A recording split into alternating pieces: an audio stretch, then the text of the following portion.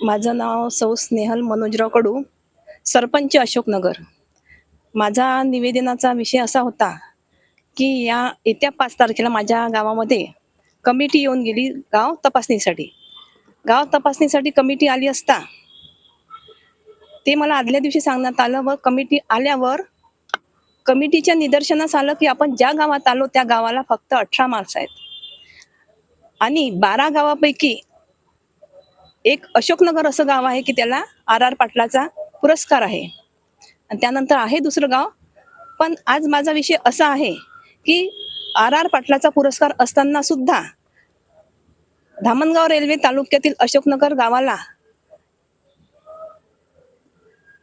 मुख्यमंत्री समृद्ध पंचायत राज अभियानापासून वंचित ठेवलं गेलं. वंचित ठेवण्याचं कारण काय आहे हे त्यामागलं अजून कळलं नाही. षडयंत्र असू शकते, कारण जेव्हा प्रश्नावली भरली त्या प्रश्नावलीमध्ये फक्त 18 मार्क्स टाकण्यात आले आणि प्रश्नावली भरताना ज्या सोयी माझ्याकडे आहे त्या सोयी नाही म्हणून स्पष्ट लिहिल्या गेलं. त्या सोयी नाही हे झोपेत लिहिल्या गेलं की कसं लिहिल्या गेलं हे मला कळलं नाही. त्याचबरोबर माझ्या गावात आज शाळेमध्ये सर्व सोयी आहे, अंगणवाडीमध्ये सगळ्या सोयी आहे, ग्रामपंचायतमध्ये पण सगळ्या सोयी आहे. जेव्हा पाटलात गाव येते तेव्हा सगळ्या सोयी असतातच, परंतु सगळ्या सोयी असून सुद्धा प्रत्येक गोष्ट नाही म्हणून लिहिल्या गेली. प्रश्नावलीमध्ये जेव्हा प्रश्न विचारले आहेत त्यात स्पष्ट असा उल्लेख आहे की अंगणवाडीमध्ये संडास नाही, शाळेत फक्त 13 विद्यार्थी आहे, शाळेची संख्या 2 टाकली, परंतु 13च विद्यार्थी आहे असं त्यात टाकण्यात आलं. याच्या मागे हात हा कोणाचा असू शकते हे मी निश्चित करू शकत नाही, पण हे षडयंत्र बरंच लांब आहे आणि मोठं आहे.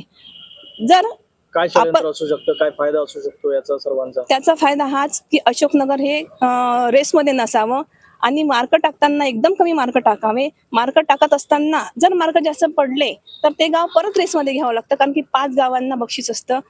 पहिलं, दुसरं, तिसरं हे मोठं बक्षीस असतं आणि त्यावर 2 जे गावं असतात ते प्रोत्साहनपर असतात. मग प्रोत्साहनपर झाल्यावर जर कुठल्या तरी 5 मध्ये अशोकनगर जर बसत असेल तर ते अशोकनगर येऊ द्यायचं नाही.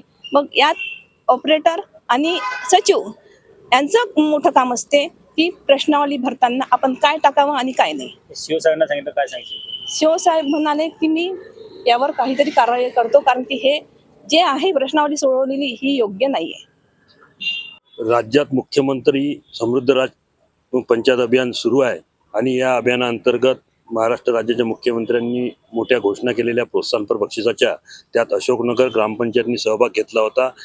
तालुक्यातील 12 पात्र गावामध्ये एक अशोकनगर सुद्धा होतं.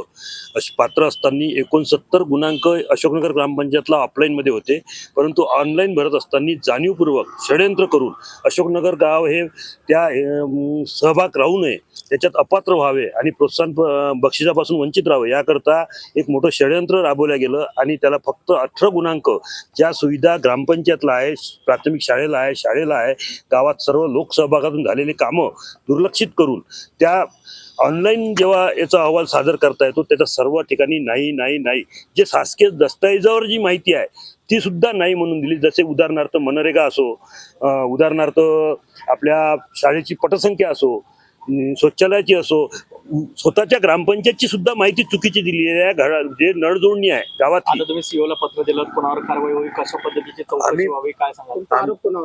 आमचा आरोप आहे की त्या गावचे सचिव आणि संगणक परिचालक यांनी स्वतः ही चुकीची माहिती दिलेली आहे. जी त्यांच्याकडे असते ती सुद्धा माहिती तिने दिली नाही, म्हणून त्यांच्यावर कठोर कार्यवाही करण्यात यावी याची मागणी आम्ही सीओकडे केलेली आहे.